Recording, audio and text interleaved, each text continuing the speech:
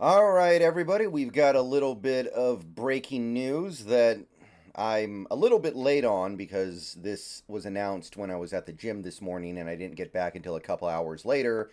So, most people probably already know about this. You probably already heard if you're on the internet at all. But this is worth talking about. And as you guys know, I haven't discussed the Broncos that much on this channel this year because they don't really have that much to do with the Seahawks this year. There is the third round pick component, but it's not like last year when I was talking about the Broncos almost every week because the Broncos had so much to do with the future of the Seahawks because of the first and second round picks. So I haven't done it as much this year because there's been a lot less to talk about that's related to us as Seahawks fans.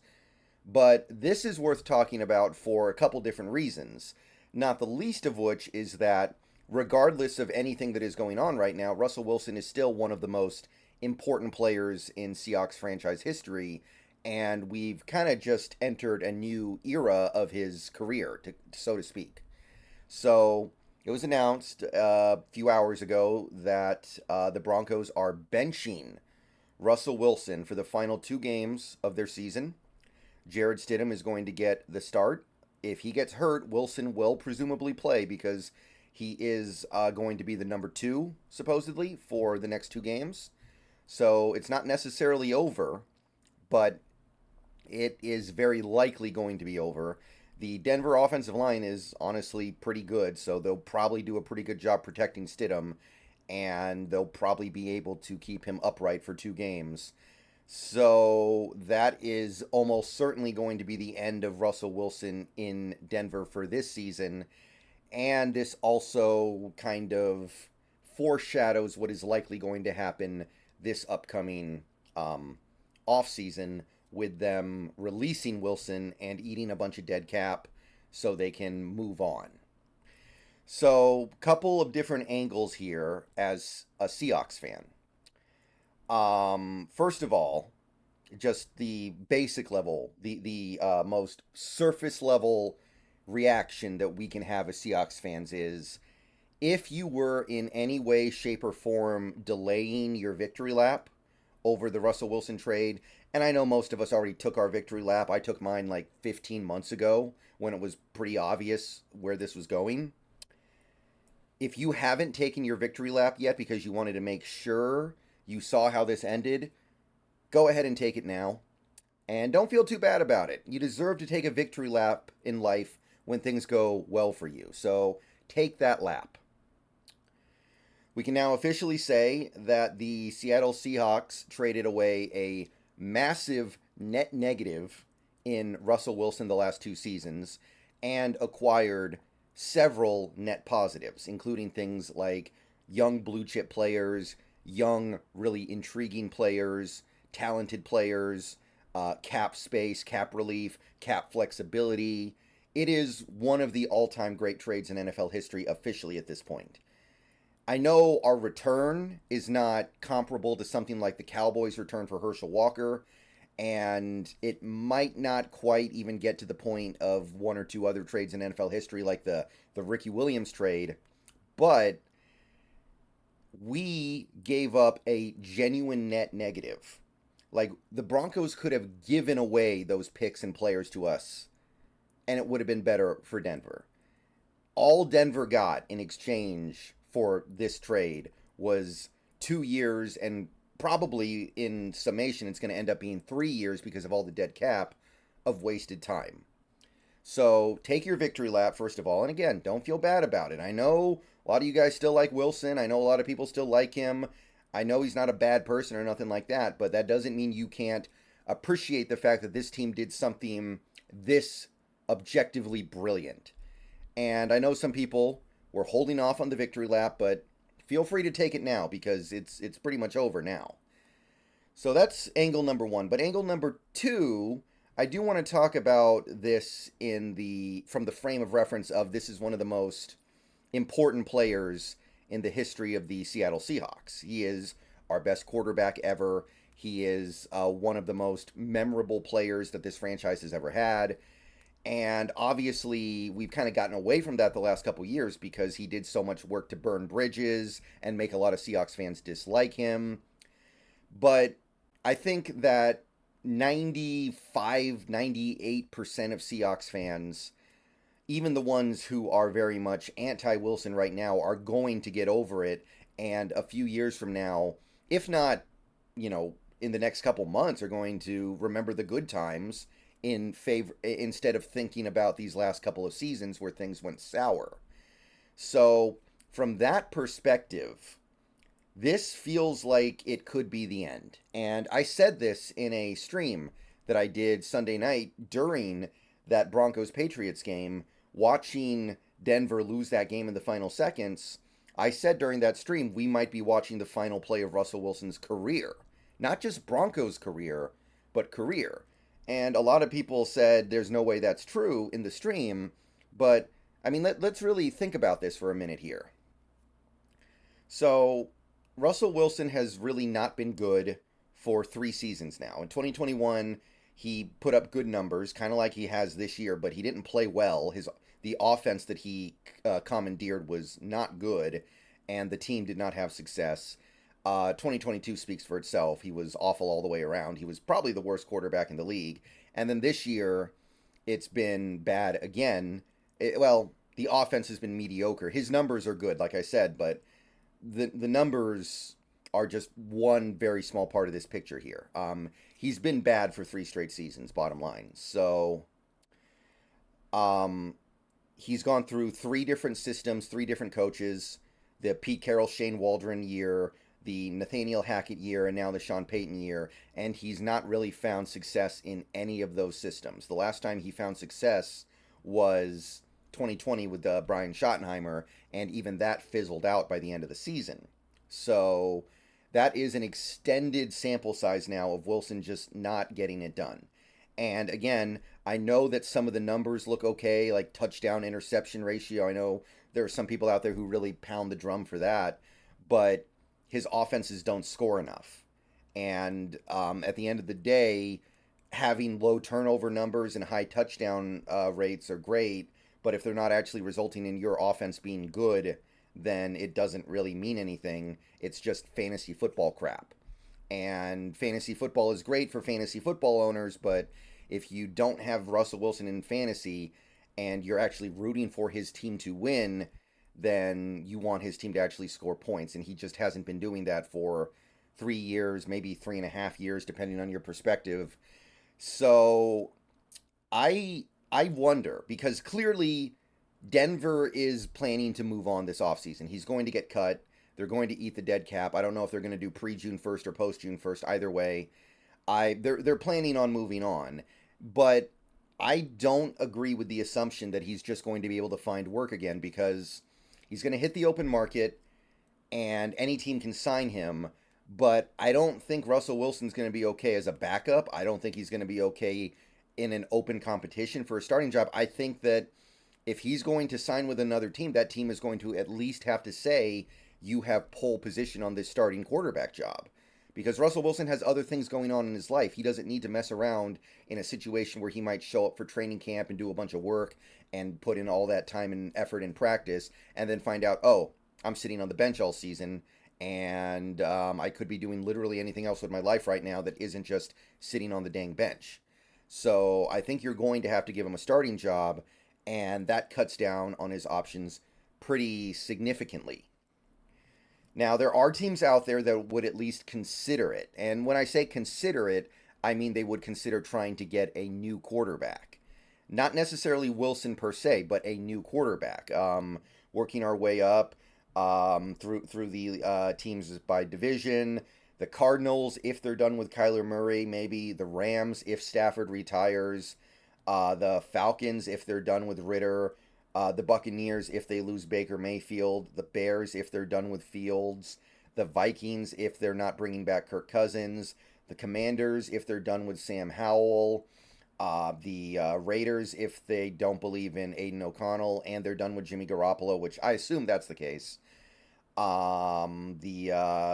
The Steelers, if they're done with Kenny Pickett. The Patriots, if they're not interested in rolling forward with Bailey Zapp. and they're done with Mac Jones, which they're probably done with Mac Jones. But I guess those teams would all at least consider it. But of those teams, some of those teams are not going to give up on their young guys. Maybe Stafford doesn't retire. Maybe the Bucks bring back Mayfield. Maybe the Vikings bring back Kirk Cousins. Maybe the Commanders do believe in Sam Howell for another year. Maybe the Raiders do believe in Aiden O'Connell for another year. And of the teams that do decide to move off their current quarterback, some of them are going to draft a quarterback. There's going to be guys in free agency that they could go get that aren't Russell Wilson. So when this all shakes out, there are only going to be a few teams that would consider signing Wilson and guaranteeing him, or mostly guaranteeing him, a starting job. And at the end of that, that team needs to actually decide they want Russell Wilson. And I'm sure we're going to have this conversation in the offseason because I know people are going to be asking about this. But here's the bottom line to me. Sean Payton is one of the greatest offensive minds of the modern NFL era. Over the last 15 years, he has been one of the most highly considered gurus of offensive football. And he worked with Wilson for a year and is now presumably about to say, I would rather give you $85 million to go away than keep you. Like, why do you think that is? Why do you think Sean Payton is running this Mickey Mouse high school style offense this season with the Broncos? Why do you think that he's presumably going to eat $85 million in dead cap just to tell Russell Wilson to go away? He's not doing those things because he thinks it's fun. He's not doing those things because he likes the challenge. He's doing it because he feels like he has no other choice. So that's the bottom line to me. Any team, I honestly think any team that brings in Wilson thinking they're going to get something good will regret it. Because again, I know the numbers are good, but when you consider the context, when you consider the fact that Denver is, I believe, 16th in points scored per game this year, and they're doing that with Sean Payton, and they're doing it with an offensive line that has been basically completely healthy and has been above average to good all season. Outside of, maybe that Lions game they were bad. One or two other games you can find they're bad. But on the whole, they've been good. I think Wilson is among the 5 or 6 worst starting quarterbacks in the league this year. And there's only downside there. It's not going to get better. It's going to get worse. We've seen Sean Payton get good things out of quarterbacks like Teddy Bridgewater and Jameis Winston. In fact, 2 years ago, Jameis Winston was probably playing better under Sean Payton than Russell did this year. The only difference is Jameis Winston got hurt after 7 games and Wilson got benched after 15. So there's a bigger sample size. But on a per game basis, Jameis Winston was basically on that same level. So if I'm a team like the Falcons that is thinking, I don't like Desmond Ridder anymore, I want a new quarterback, maybe I can't draft one because we were a little too good, should I go get Russell Wilson? I would then say, why did Sean Payton give up on him like this? Let's apply a little bit of logic and common sense here.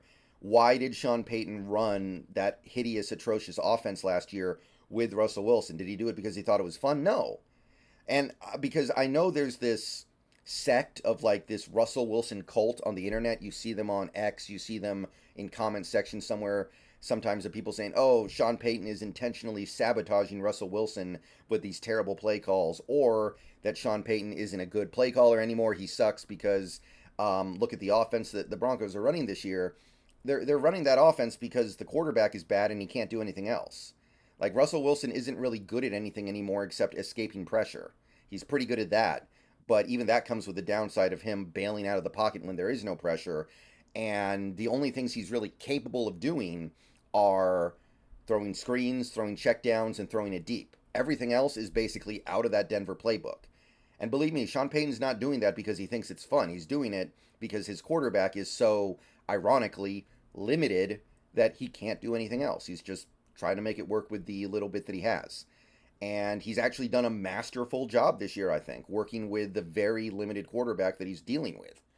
But you give him a different team with an offensive mind that is nowhere near as good as Sean Payton, I think you see the bottom drop out, and then he's more like he was in the Nathaniel Hackett year. So I think his career might be over, and as Seahawks fans, that's an interesting thing to confront. All right, see you guys later. Go Hawks. I just wanted to talk about this for a few minutes here because, again, I know the last couple years with Wilson have been difficult. He's said some things that we as Seahawks fans don't appreciate. He's acted in some ways. Things have come out about him that Seahawks fans don't like. I understand all these things, and I know a lot of people have really turned against him, have really soured on him, have really come to not appreciate him in the way that you would expect a quarterback who was here for 10 years and had a lot of success to be appreciated. But I think a lot of that's going to go away. I think that a few years from now, most people are going to forget about all this and they're going to remember the Super Bowl. They're going to remember the Pro Bowls, the second team All Pro in 2019, the numbers, the big performances, the clutch comeback wins. But I do believe, like I said, for all the reasons I just laid out, at the very minimum, what I would say is that Wilson's career should be over based on merit. In terms of his ability to play football, he's a bad quarterback and he doesn't deserve to play football anymore. Now, will some team give him a chance? Will some team fall for the rotten cheese? Will they eat the rotten cheese, as some people say? Are they going to look at those numbers and fall in the trap of thinking this is a good quarterback because his box scores are good? Maybe. And if that's the case, then we will see more Wilson going forward for at least one more year. But don't be surprised if this is the end of the line for Russell Wilson, and the next time we see him with a team, it's going to be a one-day contract with the Seahawks to retire. All right, let me know what you guys think down below. I know there's probably going to be a lot of conflicting emotions about this, but yeah, I don't want to get away from the fact that this is one of the best players we've ever had, and it was a fun run. And honestly, I know I'm letting the end of this video go on way too long, but it's great that another team has to deal with him being washed up. Because if he had stayed in Seattle and had these washed up years, the memory that Seahawks fans had of him would be even worse. We are so much better off that he demanded a trade and got sent to Denver and got to have his washed up years as a member of the Denver Broncos instead of here. We don't have to have the bad taste in our mouth of him being washed up here. Denver has to deal with that now. Denver has to deal with paying him a bunch of money that he doesn't deserve. Not us. And I think that's beautiful. All right. For real now. See you guys later. Go Hawks. Let me know what you think down below about all this. Conflicting emotions about all this today for sure.